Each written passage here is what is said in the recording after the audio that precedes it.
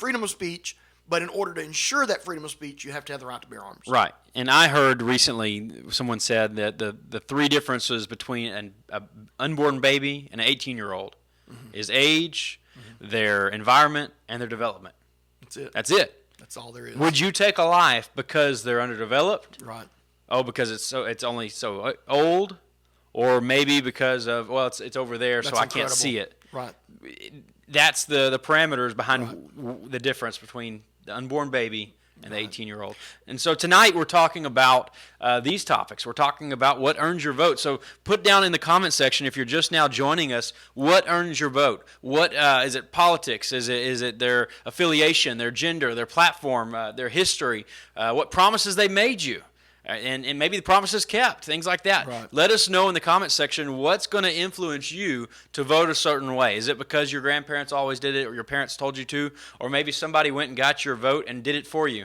Yeah, right. Because we're seeing that happen now. Yeah. Your vote is very sacred, I'll say that. Yes. Your vote is. It's not that something that we can just throw around.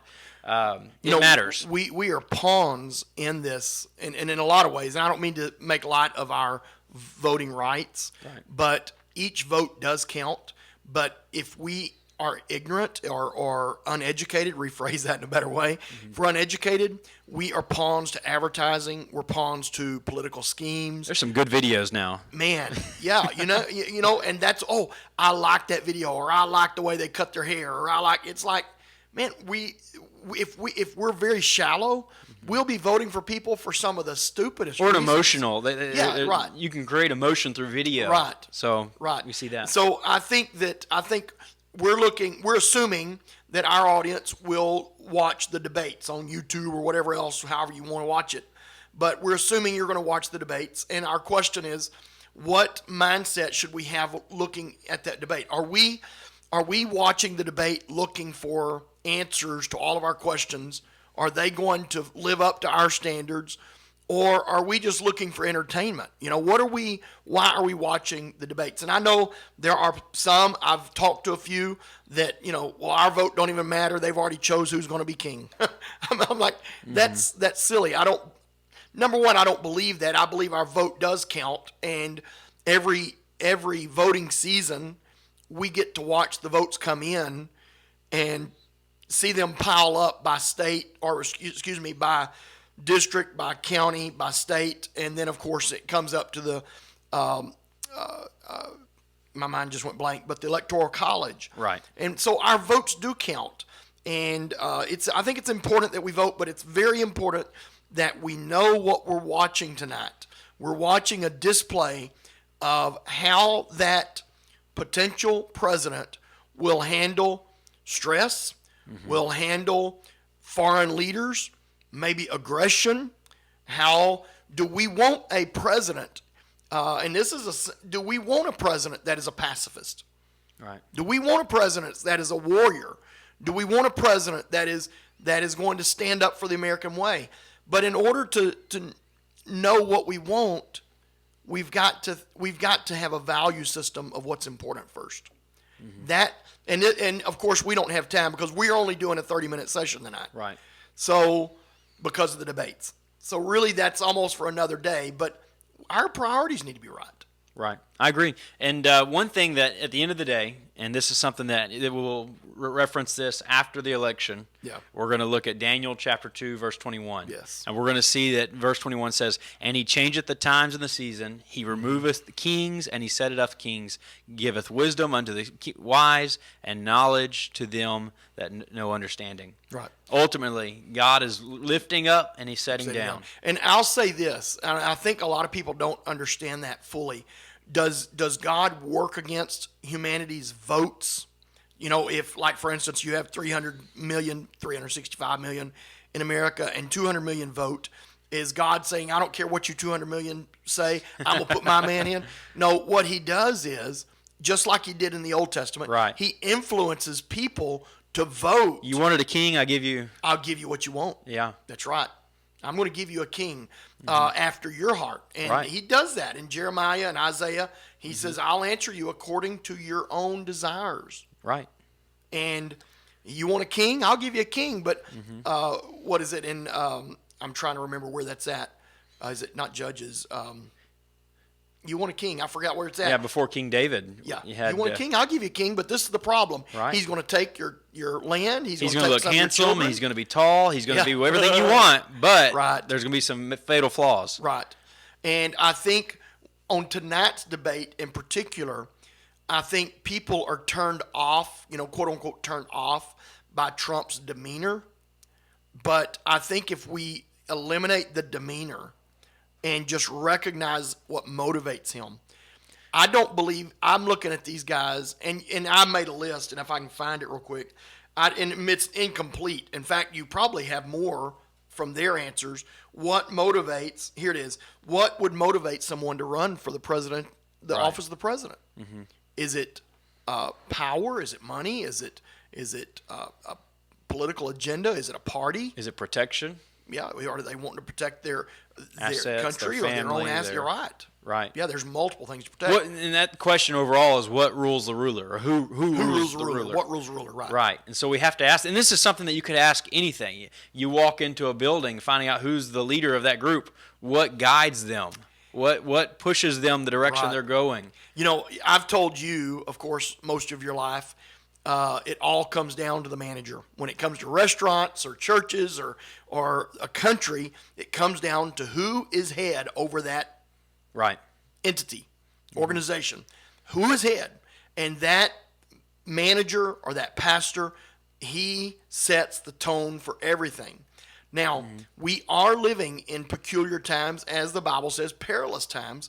So we're living in a time where for 50 years or more, since World War II, we have rejected God. We have rejected prayer. We're trying. I mean, there's a movement to take God out of the pledge. We have just totally rejected God. So there is a repercussion that we're dealing with, and that's that confusion. And as a whole, we've allowed this.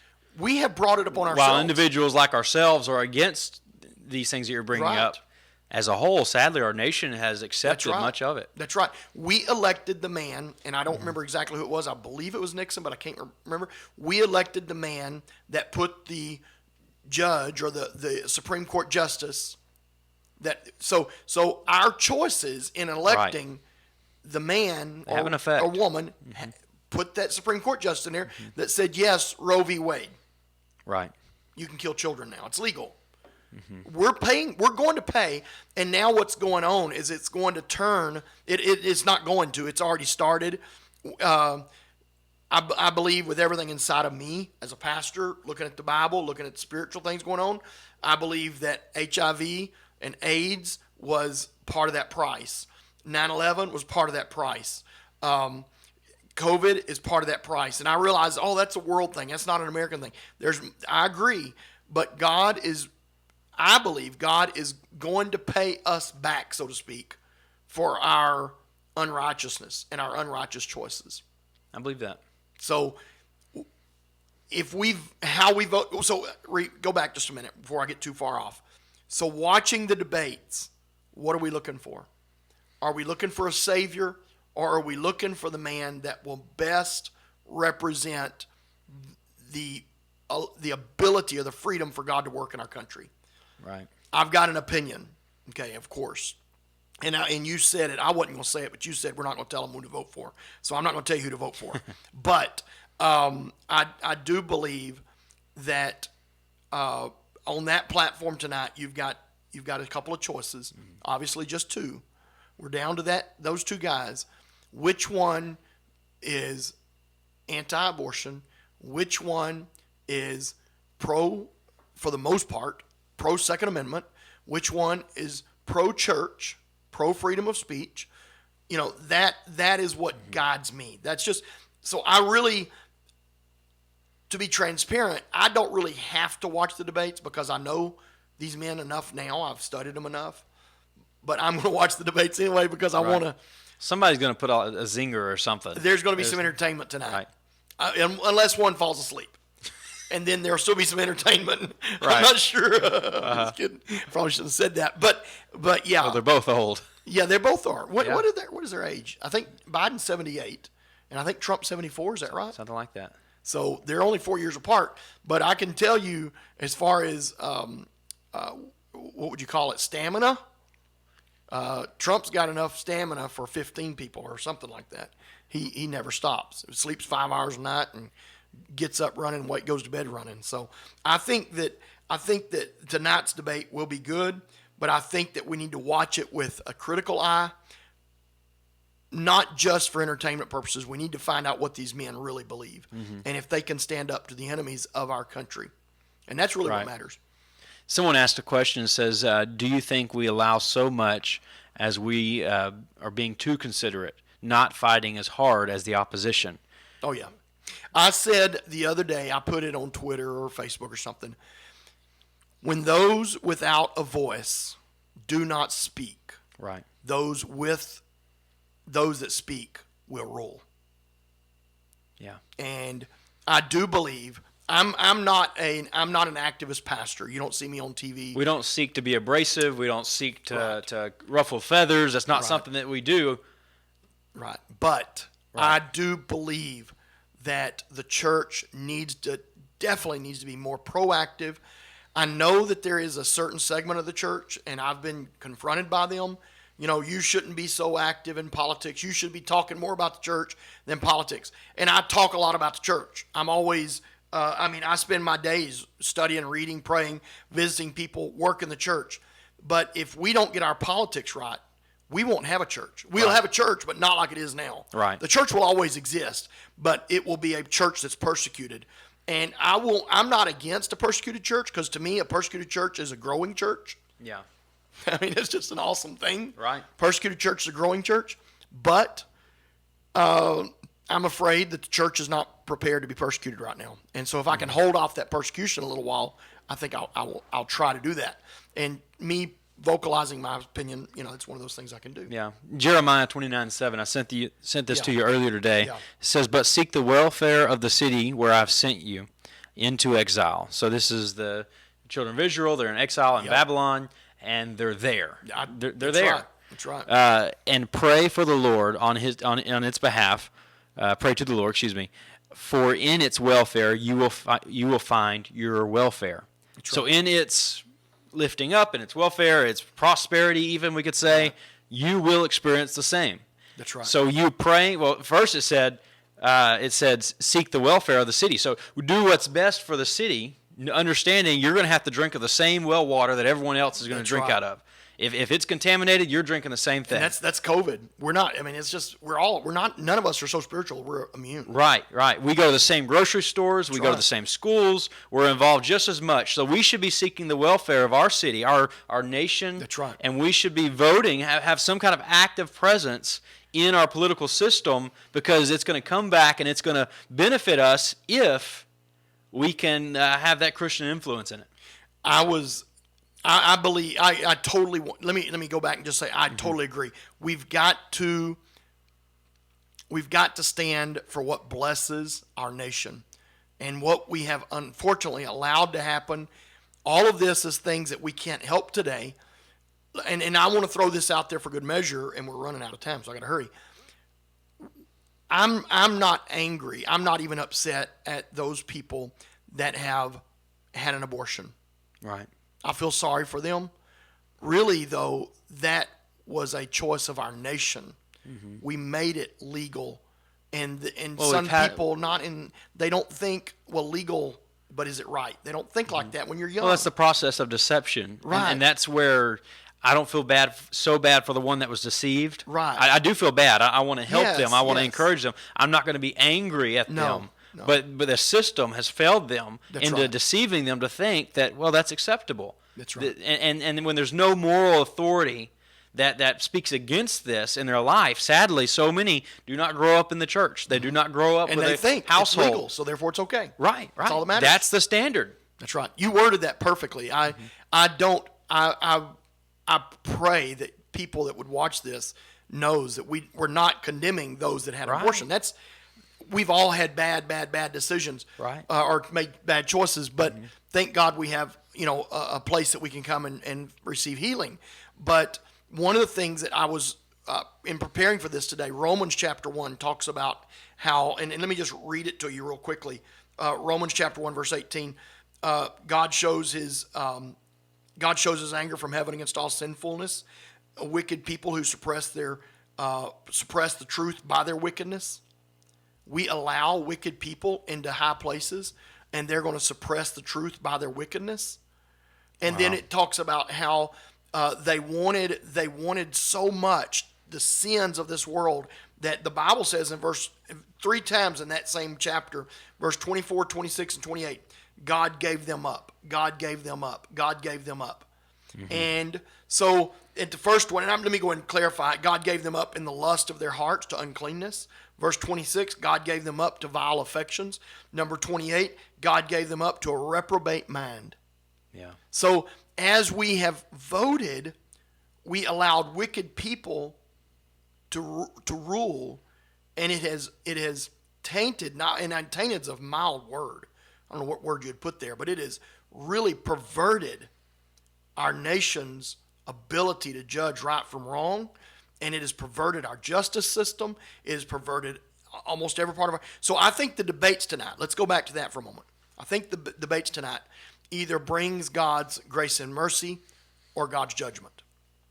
Right. That's, I believe. I mean, and not the debates, but the election. The debates expose things, but if we don't know what we're voting for and we're just blindly voting, I'm going to vote this because my mama voted it. Right. That's just, we're inviting judgment. Or if we're not voting because, I'm a citizen of heaven, therefore Right. I'm moving right along. And you know what? I need to find I don't have it with me, but you can still register to vote up until like October the 1st, I believe it is. Okay. So you got about 3 or 4 days to register. Is that right? The 1st is Thursday. I can't look it up right. Well, I can look it up. Let me see if I believe the 1st is Thursday. So you can register to vote as long as it's postmarked or you fill it out before that. Right. Yeah. And to me, if you have never voted, there's never been a more important time to vote. And Right. if you're not registered to vote, there's probably not much more important for you to do on your to-do list than get registered to vote before that time. You talk, I'm going to look it up. Another scripture that came to mind earlier is Matthew chapter 22, where the Pharisees are coming to Jesus about taxes. And they're wondering, if you're from a different nation, different country, not of this world kind of thing, then do you even need to be paying taxes? Yeah, we're so heavenly minded, we don't have to pay taxes. Exactly. Well, and that same kind of question could come with activity and voting. It's verse 21. Let's see what it says. It says, and they said unto him, whose is this image on the subscription? They said unto him, Caesar. Then saith him, render therefore what is Caesar the things which are Caesar's, and unto God the things that are God's. Right. We can be have dual citizenship. We can do two things at once. Yeah. We can be active, and I don't think that's just voting. I think it's not just taxes. But I believe if they're talking about it's just not just taxes, your life can reflect this. You can have that dual ability. Our lives should be reflected in our beliefs, which should come out to our action, responded through our voting. Well, it kind of parallels that faith without works is dead. Right. And if you have a faith in God and a faith in God's work and a faith in God's system, then you actually have to physically manifest that, represent that in your world. And I'm not trying to be morbid or anything, but if you have a belief against abortion and you're very strong against abortion, but you wouldn't dare go vote against abortion and you're going to allow it to continue, are you guilty? Are you? I'm just going to ask, are you? But I'm not going to say. Yeah, right. That's something that we have to ask ourselves. Yeah. Am I willing to stand with that? Am I willing to accept that? Now, so according to this, and I'm looking on vote.org, you can actually register to vote until October the 5th. Okay. And so you've got a few days, and that's Monday. So that's good. Now, of course, our voting, our early voting starts in Texas. I should have looked that up. I believe, let's see here, in person. It doesn't say. I don't see it here. That's the registration. But, yeah, I believe you can early vote. It's about 2 weeks, around the 13th when you can start voting. I had this wrote down and texted it to a friend of mine because he's never registered to vote, never voted. And so I'm like, dude, and he's no young child either. So I shot him a text of all the information, and I didn't really read it, I guess, because I don't remember it. But register by Monday and vote. I think you can early. And by the way, just a secret. It's not a secret. early voting in person is the best. It's like so much better than doing it on the last day. You go in, you might spend 10, 15 minutes the most there. You get it out of the way. But it sure is exciting to see those last-minute votes come in. It is on the other side of the screen, isn't it? Yeah, it's awesome. But I think that when we watch tonight's debate, and that's I'm going to 90 minutes long, yeah. 90 minutes long. When we watch the debates tonight, if you weren't me, and if I wasn't me, if I would say that, because I'm I don't know, I'm an anomaly. I pay attention to a lot of things in life. I read a lot of books, and I'm always seeking God's will on everything. How is God using this? And I believe that God is using things. Right. Looking at tonight's debate, if you don't know what I already know, I think you need to look for their platform, number one. Mm-hmm. Their attitude, what they say and how they say it, is much less important than what they stand for. And I can attest to the fact that people change over time. And we'll just say who Biden is today is not who Biden was 30 years ago or 20 years ago. Right. Same thing for Trump. What Trump is today is not what Trump was 20 years ago. And you've got to look at what they have done while they're in office. We know, and I'll just express this to those that maybe don't know either candidate, but we know that Biden has been in office for 47 years, since I believe 1973. If I'm 90% sure that's correct. For 47 years he's been in office. President Trump, who is the incumbent, has been in office one time in his life, and it was for president. Right. And it's been for 3.5 years. Yes, he is a rough man on the edges, if you will, but I think I'm not supposed to say anything like this anyway. I think he's a rough man on the edges, but I think I'm going to say this. I think he loves America. Mm-hmm. And to be very transparent, I've got just a few minutes. I'm going to say something that is probably going to bring more questions and answers. But I really believe, though he's a good man and he's good for America, I believe that he's doing some things that are actually playing into the Bible, the end time scenario, the peace treaties, for one, and he just got nominated for his third Nobel Peace Prize. Yeah, third nomination. The peace treaties that he's doing there, moving the capital of Israel from Tel Aviv to Jerusalem. Right. Many things pulling us out of the Middle East, all the wars and stuff. There's a lot of things going on that we don't see. They're spiritual things. But I think as we watch the debates, we've got to watch, again, just repeating myself, and I probably shouldn't, but what are they actually for and against, not their tone. Right. And promises can be very deceiving, too. I wouldn't believe a promise. Right. Not Hope and change. World. I remember that was a slogan a number of years ago. Yeah. And we got change. Right. I'll say that. Right. But anyways. And not party. Please don't do the part. Oh, never mind. I'm not supposed to be telling you what to do. Never mind. I'm sorry. Well, don't vote on a party. We'll just say that. Don't vote party line. I think it's silly. Yeah. You may write somebody in if you had to, but. Hey, I will say this, and I should have brought it. I didn't think of it until just now. If you'll go back and look at the party platforms, and I'm making this up, so don't shoot me, but I can tell you that the party platforms are like night and day. One mentions God. I'm just making it up, 75 times.